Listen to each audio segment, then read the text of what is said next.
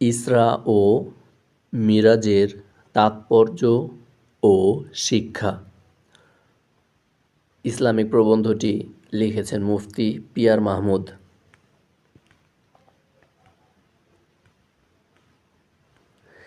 ইসরা ও মিরাজ একটি অলৌকিক, গৌরবময়, তাৎপর্যপূর্ণ ও শিক্ষাপূর্ণ ঘটনা। এটি শুধু রাসূলুল্লাহ সাল্লাল্লাহু আলাইহি ওয়াসাল্লাম এর জীবনের এক বিস্ময়কর অধ্যায় নয়, বরং মুসলিম উম্মার জন্য ঈমান, ইবাদত ও আত্মশুদ্ধির এক চিরন্তন দিক নির্দেশনা। শারীরিক ও আত্মিক উভয় দিক থেকেই মিরাজ ছিল আল্লাহর পক্ষ থেকে রাসূলুল্লাহ সাল্লাল্লাহু আলাইহি ওয়াসাল্লাম এর জন্য এক বিশেষ সম্মান ও কষ্ট জর্জরিত সময়ে সান্ত্বনার অনন্য নিদর্শন। পবিত্র ইসরা ও মিরাজ এমন এক অলৌকিক ও আধ্যাত্মিক ঘটনা যা শুধু সময়ের সীমা অতিক্রম করে না, মানব বুদ্ধি ও কল্পনার সীমাও অতিক্রম করে যায়। এটি রাসূলুল্লাহ সাল্লাল্লাহু আলাইহি ওয়াসাল্লাম এর জীবনে যেমন অনন্য, তেমনি সমগ্র মানবজাতির জন্য গভীর তাৎপর্যপূর্ণ।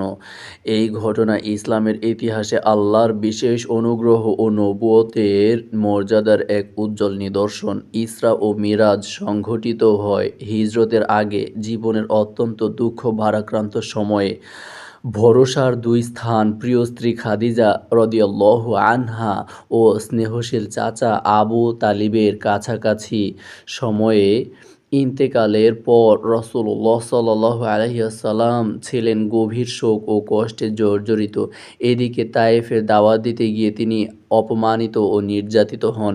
এমন চরম বেদনাবিধুর মুহূর্তে আল্লাহ তার প্রিয় নবীকে দিলেন এক অনন্য সম্মান তথা আসমানের সফর, যা ইতিহাসে ইসরা ও মেরাজ নামে চিরস্মরণীয় হয়ে আছে। রাসূলুল্লাহ সাল্লাল্লাহু আলাইহি ওয়াসাল্লাম এর ইসরা।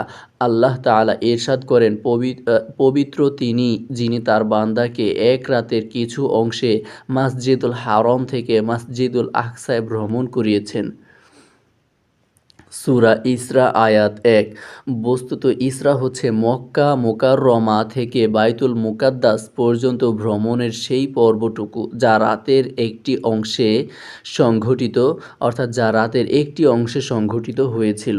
আর মেরাজ হচ্ছে সেখান থেকে ঊর্ধ্বজগৎ পরিভ্রমণের বিস্তৃত অধ্যায়। আল্লাহ তাআলা সূরা নাজমে মেরাজ সম্পর্কে বলেন, বস্তুত সে তাকে অর্থাৎ জিবরাইল আলাইহিস সালামকে আরও একবার দেখেছে সিদরাতুল মুনতাহার সীমান্তবর্তী কুলগাছ তারই কাছে অবস্থিত জান্নাতুল মাওয়া। তখন সেই কুলগাছটি আচ্ছন্ন করে রেখেছিল সেই জিনিস যা তাকে আচ্ছন্ন করে রেখেছিল। রাসূলের চোখ বিভ্রান্ত হয়নি এবং সীমা লঙ্ঘনও করেনি। বাস্তবিক পক্ষে সে তার প্রতিপালকের বড় বড় নিদর্শনের মধ্য থেকে বহু কিছু দেখেছে। সূরা নাজম আয়াত ১৩ থেকে ১৮। কুরআনুল কারিমে ইসরা ও মেরাজের বিবরণ এসেছে সংক্ষেপে, বিস্তারিত বিবরণ এসেছে হাদিস শরীফে। হাদিসের ভাষায় মেরাজের ঘটনা নিম্নরূপ: হিজরতের আগের কথা। রাসূলুল্লাহ সাল্লাল্লাহু আলাইহি ওয়াসাল্লাম এক রাতে তন্দ্রাচ্ছন্ন অবস্থায় শুয়েছিলেন। এরই মধ্যে আগমন করলেন জিবরাইল আলাইহিস সালাম। তিনি নবীজিকে উঠিয়ে নিয়ে গেলেন জমজম কূপের কাছে। একটি স্বর্ণের পেয়ালা আনা হলো, তা ছিল ঈমান ও হিকমতে পূর্ণ। তাতে জমজমের পানি। জিবরাইল আলাইহিস সালাম নবীজিকে বক্ষ মোবারক বিদীর্ণ করলেন, বের করে আনলেন নবীজির হৃদয়। জমজমের পানি দিয়ে তা ধুয়ে আবার প্রতিস্থাপন করে দিলেন। ঈমান ও হিকমতে পূর্ণ করে দেওয়া হলো নবীজির কলব। এরপর আনা হলো নাবিজিকে বহন করার জন্য বুরাক নামক সওয়ারি। এটা এতটাই ক্ষিপ্রগতির যার এক একটি কদম পরে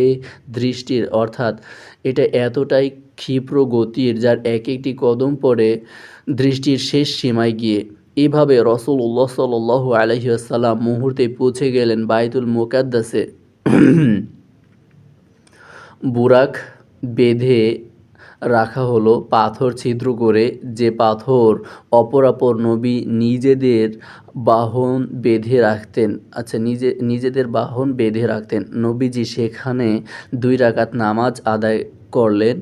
এই সফরে নবীজির সঙ্গে পূর্ববর্তী নবীদের সাক্ষাৎ হয়। তখন তিনি নামাজে সবার ইমামতি করেন। নামাজ পড়ে বের হওয়ার সময় জিবরাইল আলাইহিসসালাম নবীজির সামনে 2টি পেয়ালা পেশ করলেন, একটি দুধের অন্যটি শরাবের।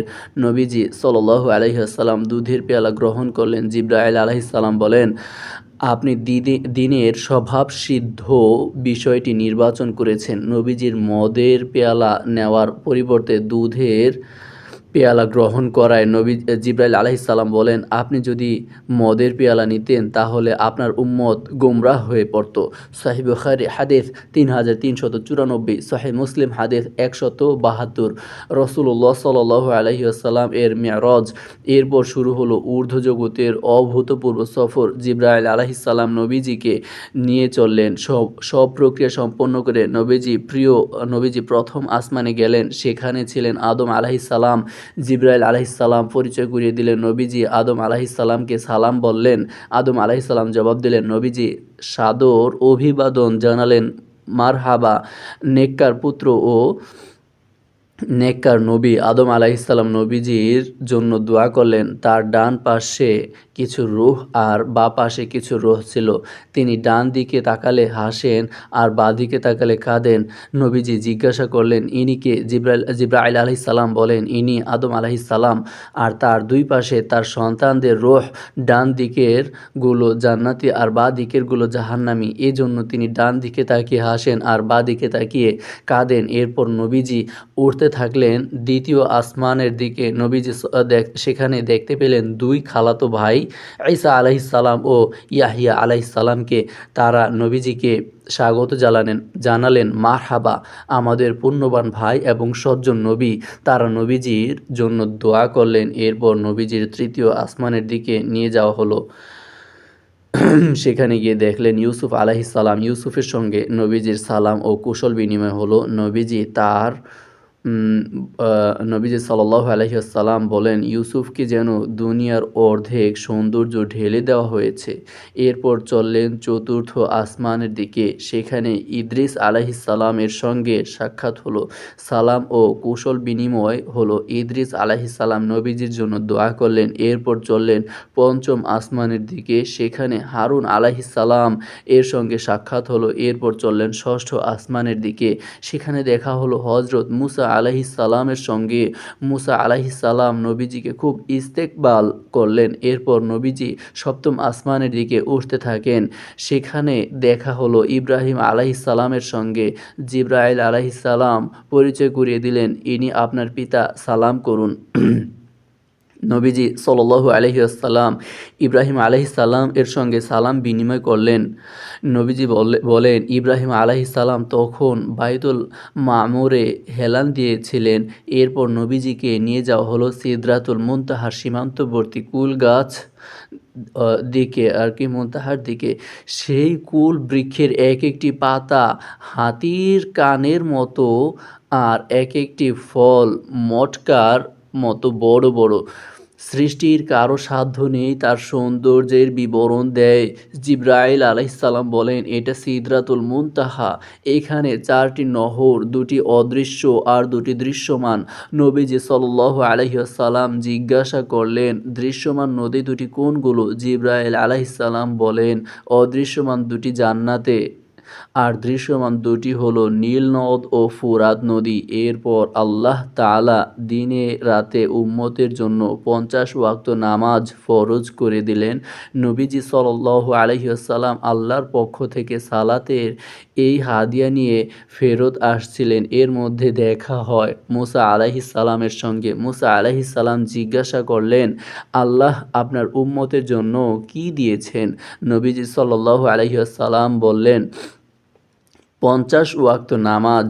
মুসা আলাইহিসসালাম বললেন, আপনার উম্মত রাত দিনে 50 ওয়াক্ত নামাজ পড়তে পারবে না। আপনার আগে আমি উম্মত চালিয়ে এসেছি। আপনি আল্লাহর কাছে গিয়ে কমিয়ে আনুন। নবীজি সেই মতো আল্লাহর কাছে গিয়ে কম করে দেওয়ার দরখাস্ত করলেন। আল্লাহ ৫ ওয়াক্ত কমিয়ে দিলেন। নবীজি বলেন, এভাবে আমি আল্লাহ ও মূসার মাঝে আসা যাওয়া করতে থাকি। শেষবার আল্লাহ বলেন, মুহাম্মদ, এই হলো দিনে রাতে ৫ ওয়াক্ত নামাজ, প্রত্যেক নামাজের বিনিময়ে ১০ নামাজের সওয়াব।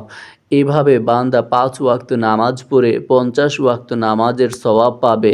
নবীজি সেই সওগাত নিয়ে ফেরত আসছিলেন। মূসা আলাইহিস সালাম এবার শুনে বললেন, আপনি যান, আরও কমিয়ে আনুন, আপনার উম্মত পারবে না। নবীজি বলেন, আমার আর কিছু বলতে লজ্জা হচ্ছে। সহিহ বুখারী হাদিস ৩৩৪২, ৩৮৮৭, সহিহ মুসলিম হাদিস ১৬২, ১৬৪, ১৭২। এই সফরে নবীজি সাল্লাল্লাহু আলাইহি ওয়াসাল্লামকে জান্নাত, জাহান্নাম সহ অভূতপূর্ব ও অলৌকিক অনেক কিছু দেখানো হয়। মিরাজ বা মিরাজ সফরের উপহার। এই সফরে নবীজি সাল্লাল্লাহু আলাইহি ওয়াসাল্লামকে ৩টি উপহার দেওয়া হয়: ৫ ওয়াক্ত নামাজ, সূরা বাকারার শেষ ২ আয়াত এবং এই উম্মতের যারা শিরক থেকে বেঁচে থেকে মৃত্যুবরণ করবে তাদের গুনাহগুলো মাফ করে দেওয়ার ঘোষণা। সহিহ মুসলিম হাদিস ১৬২ থেকে ১৬৪। মেরাজের শিক্ষা। মেরাজের ঘটনা থেকে সরল দাগে যে শিক্ষাগুলো পাওয়া যায় সংক্ষেপে তা নিম্নরূপ: ১. আল্লাহর সত্তা ও কুদরতের উপর সঠিক বিশ্বাস রাখা, শিরক থেকে বিলকুল বেঁচে থাকা। ২. আল্লাহর সঙ্গে বান্দার দাসত্বের সম্পর্ক মজবুত করা। ৩. নামাজের প্রতি যত্নবান হওয়া। ৪. সূরা বাকারার শেষ আয়াতগুলোর শিক্ষা ও মর্মগুলো ধারণ করা। ৫. আল্লাহর হক ও বান্দার হকের প্রতি যত্নশীল হওয়া। ৬. গীবত ও পরনিন্দা থেকে বেঁচে থাকা, মানুষের সম্ভ্রমহানি না করা। ৭. শুধু লম্বা লম্বা বক্তৃতা নয়, খেয়াল করা মানুষকে যে নসিহত করছি আমার মধ্যে তা কতটুকু আছে। ৮. জান্নাতের ব্যাপারে আগ্রহী হওয়া, জাহান্নামের ব্যাপারে ভীত থাকা। ৯. হাউজে কাউসারের এখানে যেহেতু এটা একটি ইংরেজি শব্দ হাউজ, তাই আমি এটা বলছি। হাউজে কাউসারের প্রত্যাশী হওয়া। ১০. গুনাহ থেকে বেঁচে থাকা। আল্লাহ আমাদের সবাইকে তৌফিক দান করুন, আমিন। লেখক মুফতি ও মুহাদ্দিস, জামিয়া আরাবিয়া, মাখজানুল উলুম, তালতলা, মোমেনশাহী।